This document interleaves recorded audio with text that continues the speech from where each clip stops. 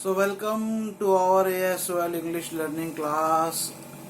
हमारी इंग्लिश की क्लास में आपका स्वागत है बच्चों, बड़ों, सबका। और आज हम लोग कर रहे हैं 141st 141वीं क्लास और 7th क्लास है हमारी वोकैबुलरी की। तो आज जो सबसे पहला वर्ड है वोकैबुलरी का वो लिखो। पहले स्पेलिंग बता रहा हूँ, ये एक एडजेक्टिव है। लिखो FRAUGHT। लिखो FRAUGHT।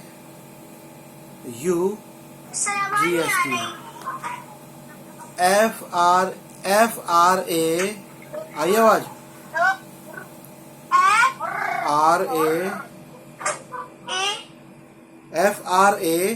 FRAUGHT fraud. हाँ, FRAUGHT तो फ्रॉड एडजेक्टिव है।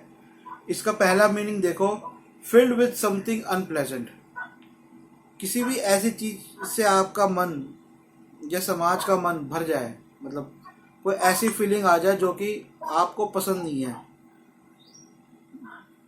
दूसरा इसका मीनिंग देखो, used about people worried and nervous, कि लोगों के लिए ये शब्द यूज होता है अगर लोग नर्वस हैं। कब हो सकते हैं नर्वस? अभी जैसे महंगाई एकदम से बहुत बढ़ गई है तो लोग वरिड है और साथ में नर्वस भी है। वरिड है, चिंतित है, और व्याकुल हो गए, नर्वस हो गए हैं कि क्या होगा, अभी डबल डबल रेट्स हो गए हैं।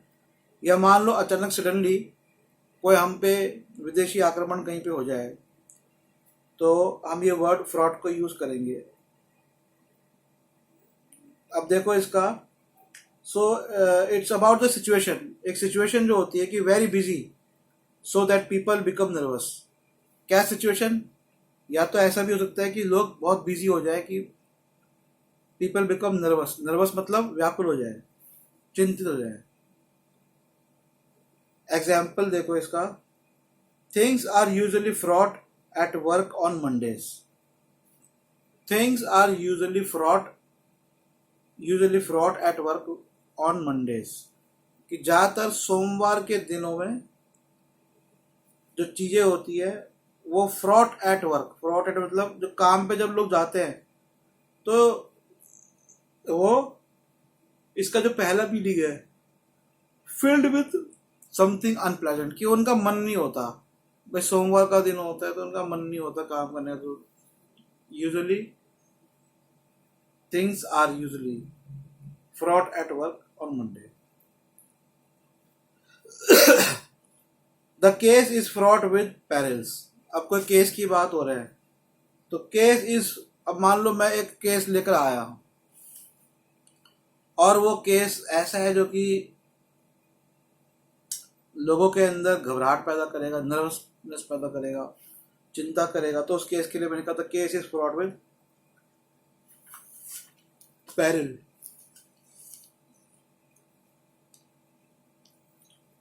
अभी ये जो सेंटेंस है इसका मैं रेफरेंस देता हूं। आप लोग आजकल न्यूज में देख रहे होंगे कि जगह जगह जाके मंदिरों के अंदर मस्जिदों में मंदिर खोली जा रही है। तो इसके दो तीन बातें मैं आप लोगों को बता देता हूँ। हिस्टोरिकल बात मैं बाद बताऊंगा, पर बेसिकली क्या है कि देखो क्या है कि जब भी कोई कई ऐसे रिलीजन हुए हैं और पर्टिकुलरली जब इस्लाम आया तो पुराने जितने भी देवी देवताओं का मान्यता थी, चाहे वो इंडिया में था, चाहे वो अरब में थी, चाहे इराक में था, चाहे ईरान में थी, उन्होंने उन सब देवालयों को तोड़ दिया था। ये उनकी सोच थी, हम उसमें नहीं कहते गलत थी या सही थी, हो सकता है उनको उस समय वो सही लगाओ। एनीवे, तो उन्होंने तोड़ने के बाद क्या किया था, तो ऐसा नहीं है कि उन्होंने वो कचरे को फेंक दिया था। तो या तो उन्होंने उसी स्थान पर अपने नए मस्जिद बनाए या फिर उन अवशेषों से नए मस्जिदों का निर्माण किया। अब ये एक ऐतिहासिक तथ्य है। अब हो गई बात, हो गई पुरानी, हो गई, गड़े मुर्दे उखाड़ने का कोई फायदा नहीं है। जो होना तो हो गया। वो देवालयों के अंदर कई उस समय के धर्म के देवालय थे, उसमें ईसाई धर्म के भी देवालय जिसे हम चर्च कहते हैं, हिंदू धर्म के भी थे, जैनिज्म के भी होंगे, बुद्धिज्म के भी होंगे, अलग अलग धर्मों के होंगे। और यहाँ तक कि अरब के अपने जो पुराने प्राचीन धर्म है, या बगदाद के अंदर बहुत सारे पुराने मंदिर थे। वो उस समय के लोग थे, उन्होंने मूर्तियों को खत्म किया, देवालयों को खत्म किया। ठीक वैसे ही जैसे भगवान बुद्ध ने वेदों को मानने से मना कर दिया, या जैन मुनियों ने नहीं माना, वो एक अलग बात है। अब प्रॉब्लम क्या है कि 1991 में हमारा एक कानून आया और हमने कह दिया कि भैया 1947 से पहले की जो भी बिल्डिंग्स है धार्मिक, हम उनको छेड़ेंगे नहीं। अब ये आजकल नए नए कोर्ट में पेटिशन डाल रहे हैं। तो इसमें एक और वर्ड आपको है, वो वर्ड लिखो, पैंडोरा बॉक्स। मतलब ये फ्रेज है, PANDORA, PANDORA box, BOX box. लिख लिया अवनीश? तो पैंडोरा बॉक्स क्या होता है? बेसिकली पैंडोरा बॉक्स एक ऐसे काल्पनिक बॉक्स की बात करी जाती है, या कुछ कहानियों में आते हैं कि भाई जिसमें से क्या चीज निकलेगा वो हमें भी नहीं पता, और हो सकता है वो हमारे लिए मुसीबत का सबब बन जाए। It might become difficulty for us from that box. So यहाँ पर भी ये बोला जा रहा है, ये जो सेंटेंस है, अभी सेंटेंस को देखो, the case is fraught with perils. एक और वर्ड लिख लो, PERILS, पेरिल्स, PERILS, पेरिल्स माने खतरनाक, घातक, बुरा, कुछ जो कर सकता है। The case is fraught with perils. तो फ्रॉट मतलब कि समाज में, जैसे इसका यहाँ पे इसका मीनिंग है लोगों से संबंधित, कि समाज में लोगों को एक ऐसी सिचुएशन होगी जो कि लोग बहुत चिंतित हो जाएंगे या घबराएंगे। So the case is fraught with the perils of not only opening a Pandora box of unending disquiet between, of not only opening a Pandora box of unending disquiet between communities। communities मतलब समाज और संप्रदायों के बीच में unending disquiet, unending मतलब कभी नहीं खत्म होने, disquiet माने विवाद पैदा कर देगा। क्योंकि ये तो मैंने इसलिए थोड़ा सा आप लोगों को समझाया, आप बच्चे बड़े सब देख रहे हो, कि ये तो एक ऐतिहासिक तथ्य है ही। आपको कहीं ना कहीं, आप चाहे इंडिया में कोई पुराना मस्जिद खोजेंगे या अरब में भी खोजेंगे तो पुराने कोई अवशेष मिल जाएंगे, वो तो सबको पता है, उसमें कुछ नया ही नहीं है। और दूसरी बात ये कि अब खोजोगे तो मिलेगा ही मिलेगा, तो उसको खत्म कर दो। तो इस खत्म कर दो के लिए 1991 में, क्योंकि बाबरी मस्जिद का तोड़ा जा रहा था, बाबरी मस्जिद को तोड़ने का प्लानिंग बन रहा था, गवर्नमेंट को था कि भैया आगे कोई ऐसे कुछ ना हो, क्योंकि इट विल ओपन है पैंडोरा बॉक्स। क्यों? क्योंकि इतिहास में तो ऐसे बहुत सारी मस्जिदें आपको मिल जाएंगी, बहुत सारे, और हो सकता है कि कई आप देवालय ऐसे मिल जाएं जो कि पुराने किसी धर्म संप्रदाय या कबीले के देवालय पे बनाया हो। तो इसको कुछ नहीं होगा इससे, एक ना खत्म होने, ये कभी ना खत्म होने वाला विवाद है। तो ये एक सेंटेंस एक मैंने आर्टिकल से लिया है। डिस्क्वाइट वर्ड लिखो अगला, DISQUITE,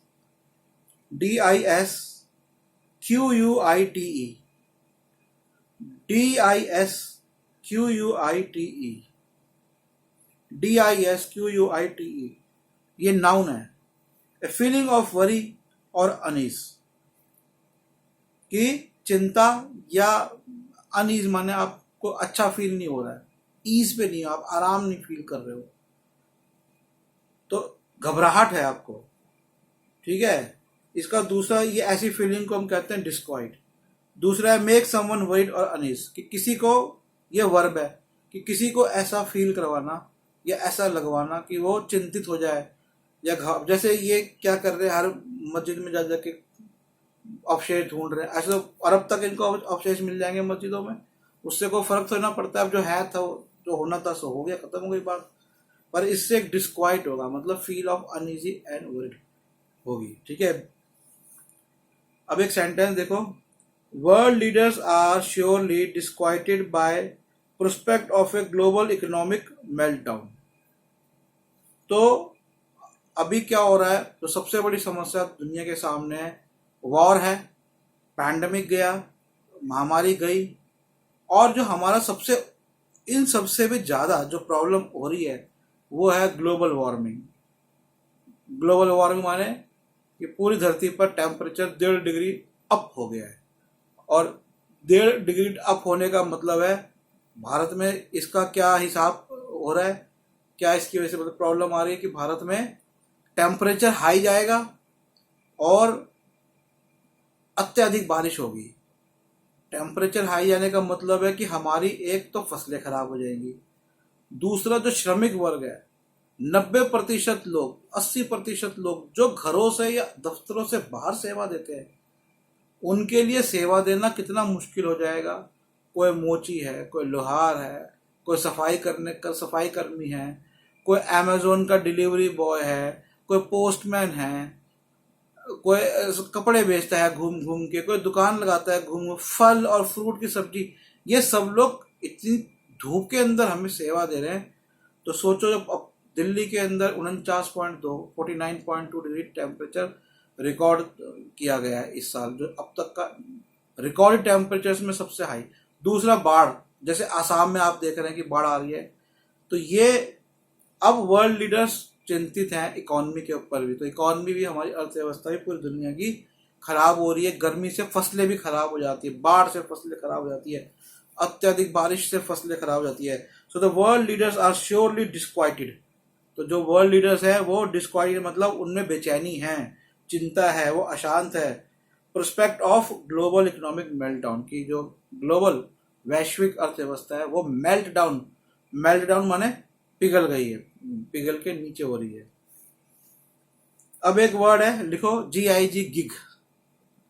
GIG, गिग, जो कि इनफॉर्मल, अनौपचारिक वर्ड है, ठीक है। तो हम लोग किसको बोलते हैं गिग? एक तो बोलते हैं किसी भी काम को, ठीक है, काम को हम, जॉब को हम, ए जॉब इज ऑल्सो कॉल्ड है गिग। पर गिग जो है ना वो आम, मतलब अबे यार तू कहाँ जा रहा है? मैं धंधे पे जा रहा हूँ, अभी धंधा बोले तो ऐसे गिग, इंग्लिश में इसको गिग बोल देंगे ऐसे, या फॉर्मली बोलेंगे I am going to work, I am going for job. The yojana to gig workers who earn between 15,000 to 25,000, this is the sentence. The yojana to gig workers, तो कोई योजना है गवर्नमेंट की, प्लानिंग है, टू गिग वर्कर्स, गिग माने job देना workers को, who earn between 15 to 25,000। पुराने समय में घोड़े से चलने वाली 2 पहियों की बग्गी, आपने देखा होगा 2 पहिए लगे होते हैं बग्गी, और आगे एक घोड़ा होगा, छोटी बग्गी होती है, उसे भी गिग बोलते हैं।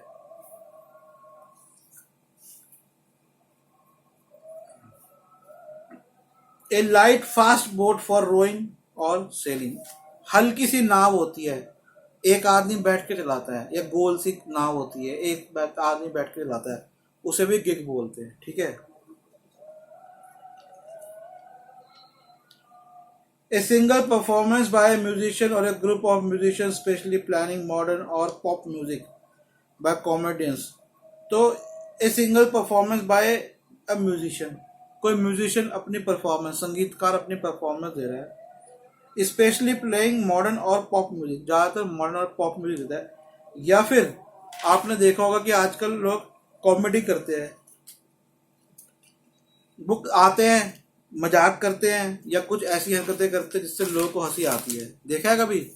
जैसे शेखर सुमन आते थे, मूवर्स एंड शेकर्स में आते थे, कभी कभी किसी का मजाक उड़ा दिया, तो उसे कहते हैं गिग, ठीक है।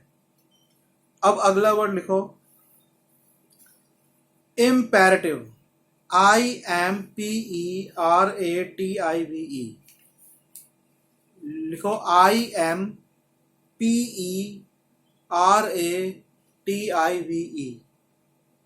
ये एडजेक्टिव है, इम्पेरेटिव। लिख लिया Avneesh? IMPERATIVE, IMPERATIVE,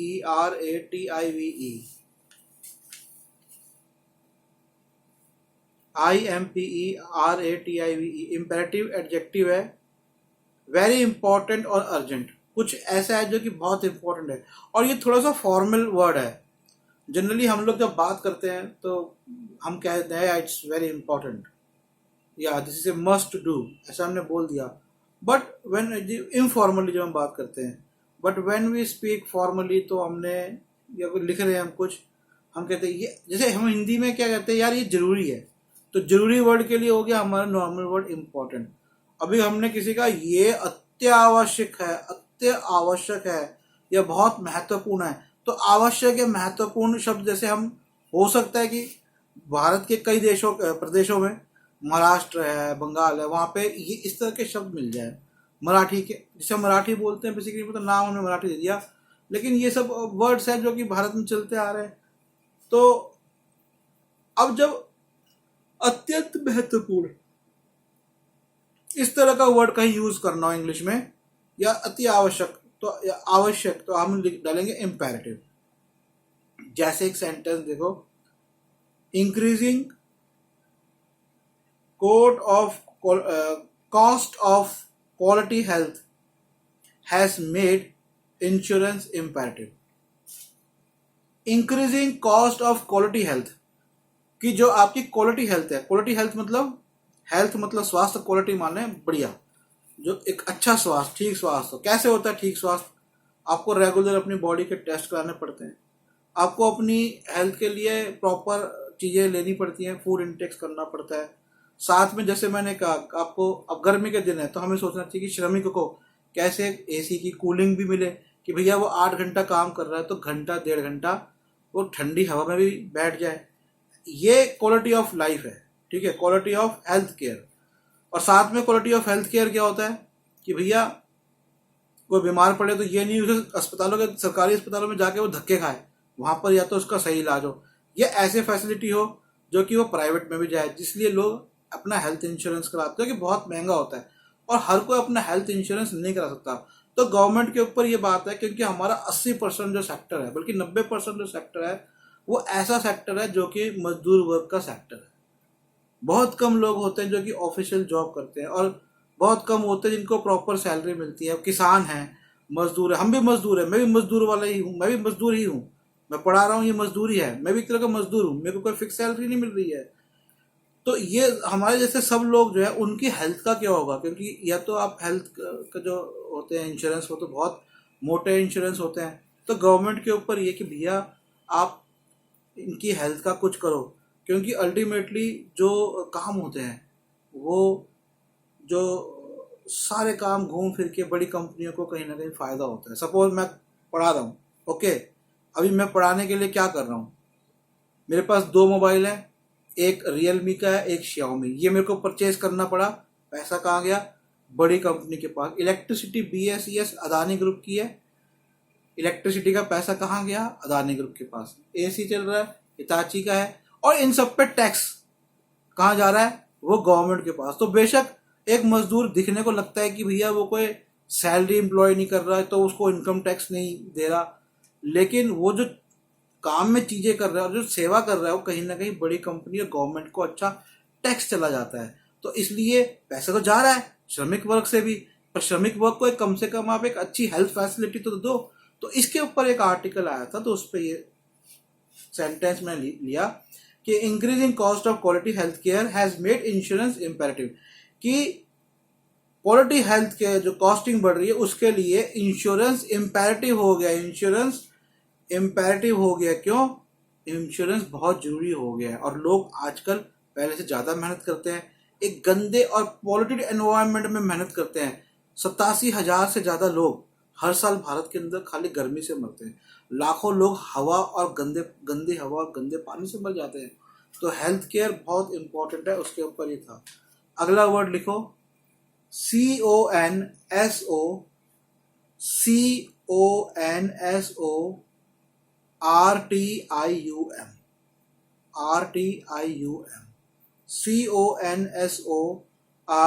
CONSORTIUM, consortium, consortium, CONSORTIUM, consortium. Consortium क्या होता है? An organization of several businesses or banks joining together as a group for a shared purpose. कई कई ऑर्गेनाइजेशंस है ऑफ सेवरल बिजनेसेस, अलग अलग बिजनेसेस की या अलग अलग बैंक्स की ज्वाइन करके ग्रुप बनाती है, एक्सक्यूज मी, और उनका पर्पस क्या है? उनका एक उद्देश्य है। तो वो जो अलग अलग ऑर्गेनाइजेशंस मिलती है या बैंकिंग की ऑर्गेनाइजेशन मिलती है, जैसे समझ लो कि अभी बैंक्स को गवर्नमेंट ने बोला कि भैया तुम आम आदमी को सस्ता लोन उपलब्ध कराओ। मैं आप लोगों को एक चीज बताता हूँ कि बैंकों के पास पैसा कहाँ से आता है। मेनली बैंकों से तो मोटा मोटा लोन लेके लोग डूब जाते हैं, बैंक डूब जाते हैं, बट मेनली जो पैसा आता है वो बैंकों के पास गवर्नमेंट से आता है। गवर्नमेंट, ये एक दुखी की बात है, गवर्नमेंट नोट छाप के फॉर एग्जाम्पल 4% पे बैंक्स को देती है, तो बैंक वो 4% का जो पैसा गवर्नमेंट को इंटरेस्ट देते हैं उसको वो आगे 7-8 से लेके 24% तक साल का, गवर्नमेंट साल का 4 से 24 तक बैंक्स कमाते हैं। और उनके खर्चे बहुत है, मोटी मोटी सैलरीज है, लाखों लाखों रुपए की, जो कि जरूरत नहीं है इतनी मोटी मोटी सैलरीज देने का। तो एक आरबीआई के डेप्यूटी गवर्नर हुए, उन्होंने बोला कि इतने सारे बैंकों की तो जरूरत भी नहीं है, नेशनलाइज बैंकों की। एनीवे, तो कई गवर्नमेंट ने बोला कि भैया आप मिलो, बैंकों को बोला आप मिलो, एक कंसोर्टियम फॉर्म करो। तो ये वर्ड होता है कंसोर्टियम, एक ऑर्गेनाइजेशन फॉर्म करो जो कि डिलीवर करे चीप लोन लोगों को, सपोज। तो दिस इज विल कॉल्ड, तो वो जो समूह बनेगा वो कहलाएगा कंसोर्टियम। अगला वर्ड लिखो, ये थोड़ा सा साइंटिफिक वर्ड है, but it's an important word, पहले इसकी स्पेलिंग लिखो, PHOTO, photo, PHOTO photo, litho, LITHO litho, GRAPHY, photolithography, photolithography. Now what is photolithography? आपको पता है कि आपके मोबाइल्स में, ऑटोमेटिक कार्स में, ज्यादातर इलेक्ट्रॉनिक डिवाइस एक सेमीकंडक्टर लगता है। और वो सेमीकंडक्टर क्या होता है, पहले क्या होता है कि तारों के बड़े बड़े गुच्छों से, पहले जो कंप्यूटर बना था वो कई टन का था, बहुत टन का था, बड़े बड़े कमरों में था। और आज कंप्यूटर इतना सा हो गया, इतना सा, आप एक मशीन लोगे उसमें एक चिप होती है, सेमीकंडक्टर चिप। और वो सेमीकंडक्टर चिप भारत बनाने की बड़े मनमोहन सिंह के टाइम से कोशिश कर रहा है। 60,000 करोड़ रुपया उसके लिए गवर्नमेंट को इकट्ठा होना था, अभी तक नहीं हुआ। सोच रहे हैं कि कंपनी वाले देंगे तो ये कुछ करेंगे। तो वो सेमीकंडक्टर क्या होता है कि वो जरा सी चिप के ऊपर और बहुत महीन तरीके से, बड़े हाईली एडवांस इलेक्ट्रॉनिक डिवाइसेस से वो एक तरह की उस पर मशीन्स लिखती क्या है, वो एक तरह की वायरिंग होती है, पर बहुत महीन होती है वो। और बहुत उसके लिए वाटर को भी बहुत ज़्यादा प्यूरिफाई किया जाता है, हाईली प्यूरिफाइड वाटर उसके लिए चाहिए होता है। And integrated circuit manufacturing, in integrated circuit manufacturing, it is technique that use light to produce minutely patterned thin films। तो लाइट को यूज करते हैं जो कि बहुत छोटी थिन फिल्म्स बनाती है ऑफ और suitable material over a substance. तो बेसिकली क्या होता है, ए सब्सटेंस सच है सिलिकॉन। सिलिकॉन किससे बनता है? रेत से बनता है। तो वो जो चिप्स होती है, सिलिकॉन की चिप होती है, उन सिलिकॉन के चिप्स के ऊपर लाइट से जो होती है वो उस पे फिल्म्स बनाती है, उसे हम बोलते हैं silicon wafer, WAFFER, silicon wafer जो वो चिप होती है। To protect selected areas of it using subsequent etching, deposition और implementation ऑपरेशन। तो बेसिकली क्या है, जो सुपर कंडक्टर जो चिप है, ये जो चिप है जैसे इंटेल की चिप लगती है, ठीक है, तो वो जो बनाने का तरीका होता है उसको कहते हैं फोटोलिथोग्राफी, ठीक है। अगला वर्ड लिखो, main stay, MAINSTAY, main stay, MAINSTAY। A person or thing that is the most important part of something which makes it possible for it to exist or to be useful। किसी भी वस्तु, a person और a thing, कोई भी व्यक्ति और a thing या कोई भी चीज, that is the most important part of something, जो किसी चीज का सबसे इंपॉर्टेंट पार्ट है। जैसे हमारी बॉडी के अंदर एक इंपॉर्टेंट पार्ट है ब्रेन, या एक हम कहेंगे एक सबसे इंपॉर्टेंट हमारी बॉडी का जो पार्ट है वो है हमारी स्पाइनल कॉर्ड, रीढ़ की हड्डी जिसे बोलते हैं। ये यहाँ से हमारे सिर से शुरू होके नीचे हमारे लगभग कमर के नीचे जाती है और इसी के थ्रू एक नया स्ट्रक्चर बनता है जिसे हम रीढ़ की हड्डियाँ बोलते हैं हमारी। ये तो रीढ़ की हड्डी है, बाजू की बगल की हड्डी, तो इसी पे हाथ होता है, इसी के फिर नीचे पैर और दिमाग, तो पूरा जो ये है, तो this is a mainstay of our body. Spinal cord is the mainstay of our body. Why it is the most important part of our body. अब ऐसे ही माइक्रो चैप्टर देखो, एग्जाम्पल देखो, microchips will remain an unavoidable mainstay in every electronic device. तो लगभग हर electronic device में microchip तो लगता ही है, तो उसी के ऊपर ही है microchips will remain an unavoidable, तो इसे दूर नहीं कर सकते, अवॉइड नहीं कर सकते, ऐसा अनअवॉइडेबल मेनस्टे है। मेनस्टे क्या है कि ये इलेक्ट्रॉनिक डिवाइस इसका मेन पार्ट होता है, क्या? Microchip. Okay, this is the sentence. अगला एक और वर्ड लिखो, CAPRICIOUSNESS। CAPRI Capri, CAPRI Capri, शियस, CIOUS शियस, CAPRICIOUSNESS कैप्रीशियसनेस। इसका मीनिंग देखो क्या है, the quality of changing mood or behaviour suddenly and unexpectedly. कई बच्चों के पास जाओ, हंस रहे खेल रहे होते, जाते आपको चाटा मार देंगे, तो सडनली जब मूड चेंज हो जाता है, the quality of changing mood, कितने किस लेवल पे चेंज होता है, उसे हम कहेंगे कैप्रिशियसनेस। सेंटेंस देखो, this has made European investor jittery about the investment in India given the capriciousness of India's regulatory economic system.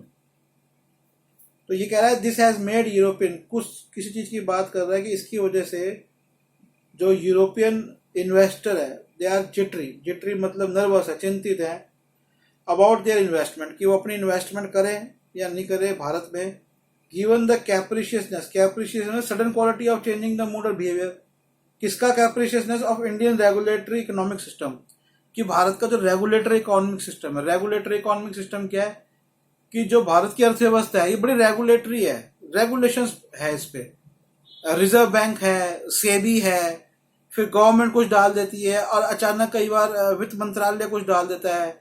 Insurance sector जो सबसे बड़ा सेक्टर है वो गवर्नमेंट का पास उसका कुछ प्रतिशत है, लेकिन वो उसमें रूलिंग बनाती है। तो ये बड़ा कैप्रिशियसनेस है, ये बड़ा सडनली चेंज हो जाता है। कभी कुछ प्रॉब्लम आ गई तो हमारे यहाँ पे क्या होता है, तुरंत एकदम लॉ चेंज कर देते हैं। और वो इम्पोर्टेंट भी है क्योंकि इंडिया एक छोटी कंट्री नहीं, इंडिया वास्ट कंट्री है और वास्ट प्रॉब्लम्स है, और सडनली कोई प्रॉब्लम्स आती है तो अच्छी बात है, हम चेंज करते हैं। पर ये जो है ना, ये जो फॉरेन के लोग हैं ये इन्वेस्ट नहीं करना चाहते। मैं आप लोगों को एक बात बता दूं कि ये इन्वेस्टमेंट फॉरेन इन्वेस्टमेंट वगैरह सब बकवास की बातें हैं। अपने देश के अंदर खुद रिसर्च करें, नई चीजें खुद डेवलप करें। जितना फॉरेन पे डिपेंड ना हो उतना ही अच्छा है, क्योंकि अल्टीमेटली आपका पैसा बाहर ही चला जाएगा, इस चीज को समझे। एनीवे, तो जिट्री अगला वर्ड लिखो, JITTRY जिट्री, JITTRY जिट्री। ये इनफॉर्मल है पर ये बहुत जगह फॉर्मल भी होता है, इनफॉर्मल भी होता है। जिट्री मतलब नर्वस और worried, shaking and lightly uncontrolled, showing fear about something, घबराहट, चिंतित, व्याकुल। व्याकुल जो वर्ड है वो एग्जैक्ट है, जिट्री माने व्याकुलता, ठीक है। अगला वर्ड देखो, AVERSE, एवर्स। ये फॉर्मल है, एडजेक्टिव है। AVERSE averse, often with negative. इसको ज्यादातर हम लोग नेगेटिव के अंदर डालते हैं। इसका मीनिंग क्या? अगेंस्ट और not in favour of something, किसी चीज के अगेंस्ट में, किसी चीज के फेवर में नहीं है। प्रतिकूल, असक्षम, विरोधी। सेंटेंस देखो, India is averse to including the MNF provision in investment treaties. MNF इस का मतलब होता है मोस्ट फेवर्ड नेशन। जो भारत में फॉरेन ट्रेड के डील्स के ऊपर जो चर्चा चल रही है, ट्रीटीज, कि हमारी यूनाइटेड नेशन में या WTO के अंदर, वर्ल्ड ट्रेड ऑर्गेनाइजेशन में, कि भैया एक फॉरेन मोस्ट फॉरवर्ड नेशन का दर्जा तो मिल जाता है, लेकिन ये देखा गया है कि जब भी हम किसी देश का ने हमें मोस्ट फॉरवर्ड नेशन का दर्जा दिया, हमने उसे दिया, उससे हमारा व्यापार घटा ही है उल्टा। तो ये एक सेंटेंस था, उसके अंदर इंडिया इज एवर्स, एवर्स है मतलब इंडिया इज एवर्स, एवर्स मतलब भारत क्या है, अगेंस्ट और not in favour of something, averse है to include MNF provision in the investment treaties जो और देशों के साथ बने उसमें ये मोस्ट फेवर्ड नेशन का दर्जा ना डाले, क्योंकि जहां पर ये मोस्ट फेवर्ड नेशन का दर्जा इंडिया का डल जाता है, कहने को तो अच्छा लगता है लेकिन असल में इससे व्यापार घटता है, उसको आपको रिसर्च करना होगा, आप रिसर्च करिएगा। ठीक है, तो आज की क्लास यहीं खत्म हुई, बाय। Good evening, sir.